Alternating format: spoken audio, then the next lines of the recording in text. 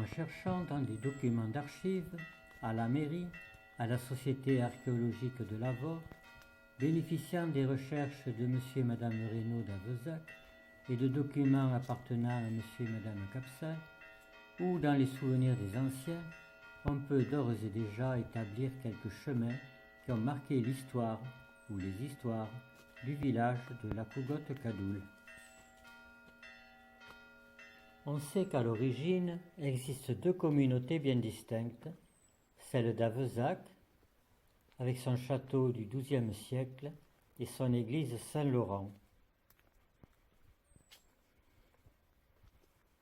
et celle de Cadoul, avec son église Notre-Dame et ses deux châteaux du XVe, dont un a été remanié au XIXe siècle.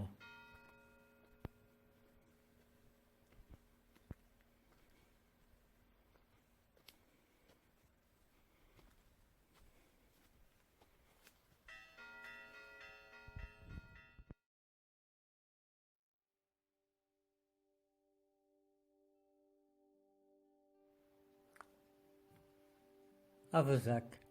On pourrait trouver dès l'époque gallo-romaine, c'est-à-dire avant 407 sur le site d'Avezac, un grand domaine agricole, des bâtiments d'habitation sans doute sous forme de résidence d'été, et un oratoire dédié à Saint-Laurent, martyrisé le 10 août 258. Les colonnes qui soutiennent le hangar à l'ouest de la ferme proviendraient de cette première construction. Avezac pourrait signifier le domaine de l'ancien. En effet, le suffixe acus, qui a abouti à hac, est d'origine gauloise. Il est ajouté au IIe siècle à des noms de personnages pour former des noms de fermes. Avitus est un adjectif latin dérivé de avus, signifiant grand-père.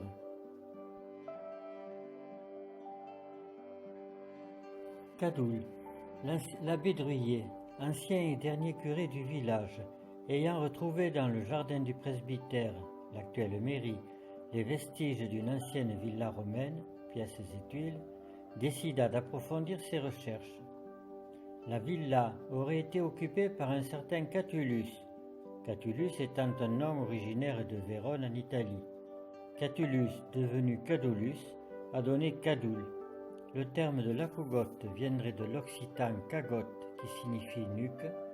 Or, la position de la villa sur cet emplacement évoquant une nuque permettrait de dire que l'acougotte-Cadoul signifie la nuque de Cadolus.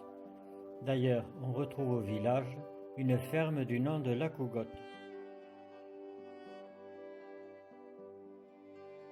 De nombreux souterrains, appelés cluzels, ont été creusés dans le temps vers la fin du XIIe siècle et qui servaient probablement de cave et de lieu de stockage des produits agraires, au sein d'un lieu de vie vulnérable. Si celui de Tessode, découvert en 1926, visite, nous avons connaissance de 3 sur la commune de la Cougotte-Cadoul. L'un d'entre eux était situé sur le territoire d'Avezac. Un deuxième visité en 1958 à proximité de la ferme d'Enfarsac, probable ancien hameau d'origine médiévale, probable lieu dit Saint-Martin. Souterrain non retrouvé en 1991. Le troisième souterrain dans le village de l'Acougotte, au lieu dit Lamotte, derrière les poubelles actuelles, visité en 1960, mais déjà comblé quasi en totalité. Repère actuel de famille de blaireaux. Avezac. En janvier 1200, Guillaume Bernard et Gauthier de Lavore s'accordent pour construire à frais communs une force dans la seigneurie d'Avezac destinée à asseoir l'autorité du seigneur et témoigner de sa puissance. La seigneurie d'Avezac comprenait au début du XIIIe siècle au moins une église, Saint-Laurent, déjà citée en 1070, et une force. Les seigneurs d'Avezac étaient puissants, car également seigneurs de Lavore, où ils résidaient. En 1222, Guillaume Bernard d'Avezac est seul seigneur d'Avezac et de Lavore. La tour, construite en gros blocs de grès dont seuls sont taillés les éléments d'angle, comprend 3 niveaux. Ces blocs sont probablement un réemploi de vestiges d'une ancienne villa gallo-romaine.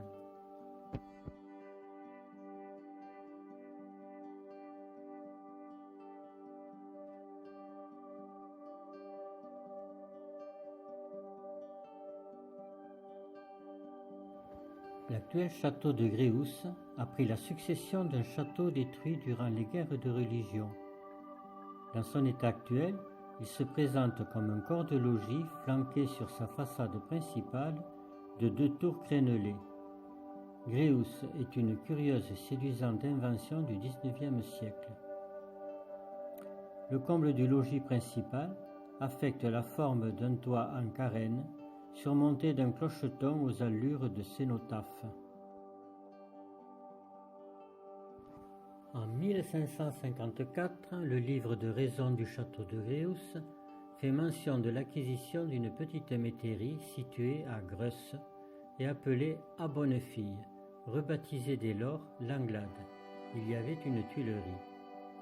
En août 1572, Gilles de Guibert, docteur en droit et seigneur de Gréoux, raconte qu'étant réfugié à Belcastel, Castel de Cambon, Larron fameux s'empara de sa maison de Greusse, enferma dans un chai sa femme avec ses enfants, qui parvinrent à s'échapper et à le rejoindre. Incendie, pillage. En 1577, suite à de nouveaux tumultes, Gilles de Guibert se réfugie à nouveau à Belcastel, mais fut pris et constitué prisonnier, amené à Roquevidal, mis au fer, soumis à toutes sortes de vexations, et dut payer rançon pour être libéré.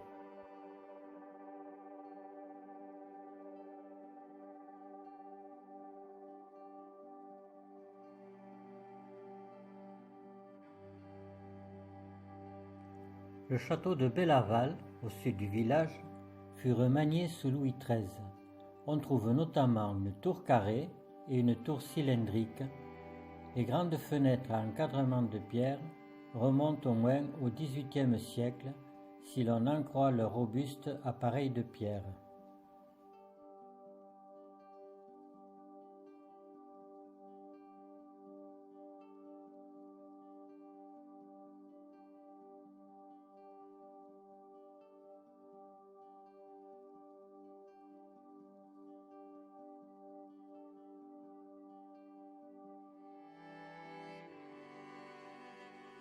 Le 2 mai 1484, un testament de Gisèle Vuleti témoigne de l'existence d'une chapelle au XVe siècle. Cette dernière lègue 2 livres d'huile aux lampes de l'église d'El Sabatier, dite chapelle du Saint-Sépulcre à Cadoul. D'ailleurs, en 1865, le maire, M. Bressol, déclare y avoir découvert la moitié d'un bénitier à profonde cannelure.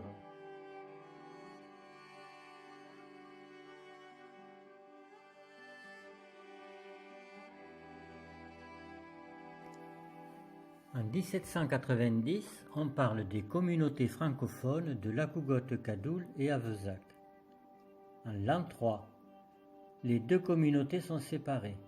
En l'an 10, il s'agit des communes de Lacougotte-Cadoul et Avezac.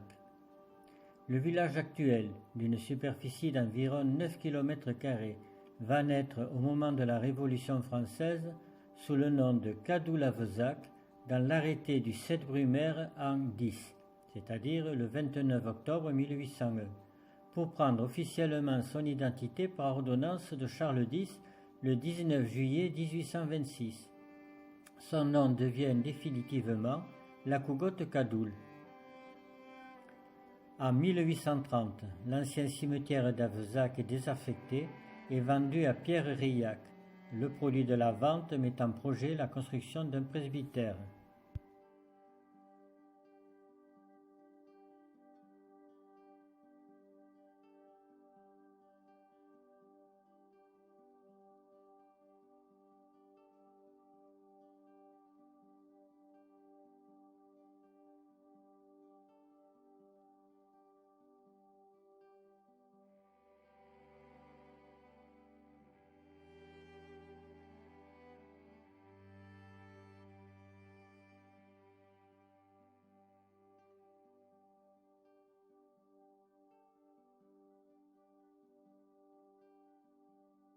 Une nouvelle église plus grande est bâtie en lieu et place de l'ancienne en 1859. L'église laisse entrevoir sa construction en moellons de calcaire. Reconstruite selon les standards du XIXe siècle, elle se présente sur un plan en croix latine composé d'un chevet polygonal et d'une nef flanquée de chapelles latérales et surmontée d'un clocher-mur.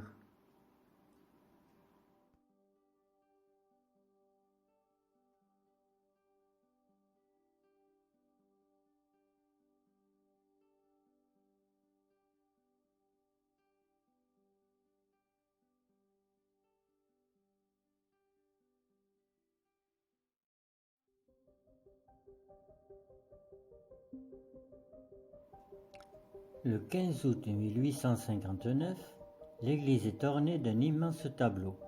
Suite au plébiscite de Napoléon III, où la population avait voté à l'unanimité pour l'empereur, un député du Tarn, Edmond de Carayon-Latour, par 2 fois à l'Assemblée nationale, insiste pour que le village se voie gratifié d'un tableau religieux quel qu'il soit. Il obtient gain de cause en 1858. Commande est passée à un peintre originaire de Poitiers et domicilié à l'atelier de Glaise, 3 rue des Fossés Saint-Jacques à Paris. Il s'agit de Jacques Théodore Véron, qui a présenté l'esquisse d'une toile à l'administration avec l'avis favorable de M. de Neufkerkerk, président du jury et conservateur du Louvre, le Christ au jardin des Oliviers. À l'époque, c'est le ministère qui organise les salons et qui choisit les peintres qui auront le droit d'y exposer.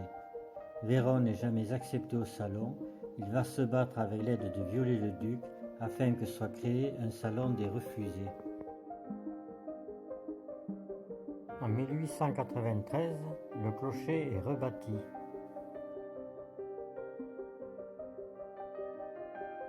En 1898, les murs de l'église, qui est alors voûtée, se voient ornés de magnifiques peintures au pochoir.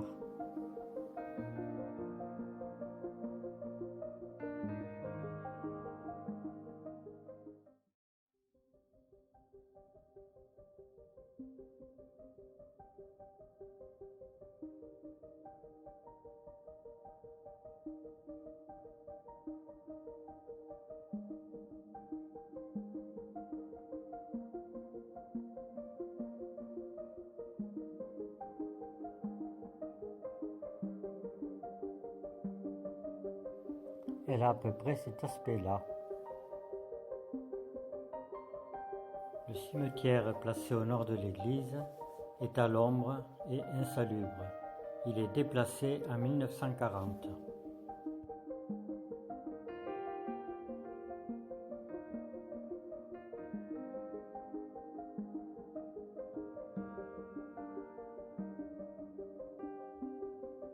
En juin 1942, au cours d'une cérémonie de mariage, la voûte de l'église s'effondre, causant quelques dommages.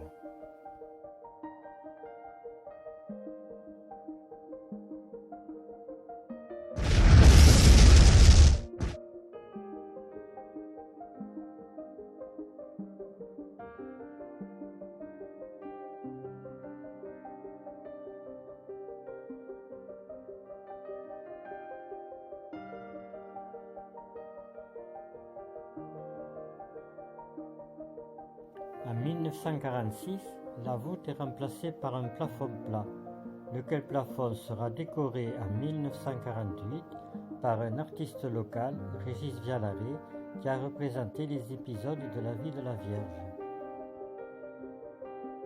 L'église, c'est un tableau, une chaire, un banc de famille, une fresque, 3 vitraux de Gesta, 6 vitraux de Saint-Blanca, un chemin de croix, un tabernacle, des statues, un clocher-mur, une demoiselle de Louison, 4 objets inscrits aux monuments historiques.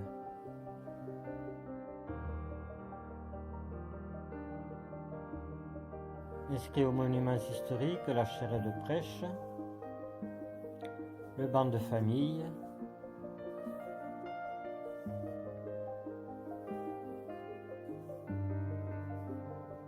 le tabernacle du XVIIe siècle.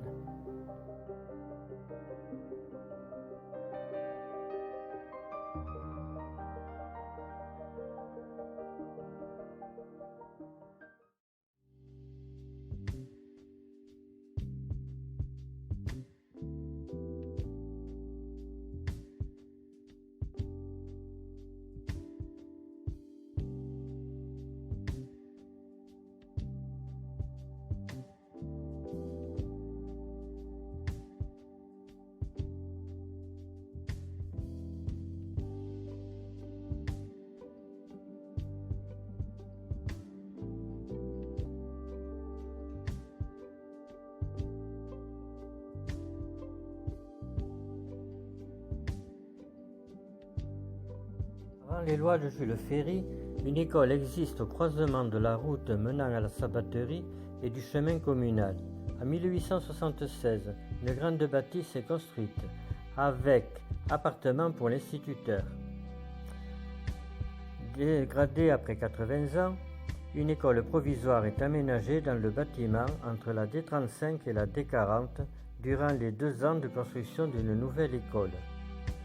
Depuis 1989, l'école fonctionne grâce à un cirque avec Veille et Vivier-les-Lavores. Elle accueille les maternelles. La mairie se déplace également, d'abord coincée entre presbytère et église. Elle rejoint en 1876 le grand bâtiment où se trouve l'école et le bureau de poste. Elle déménage ensuite en 1956 au centre du village, à côté de la future école. Après 60 ans devenue trop petite, elle prend en 2016 la place du presbytère.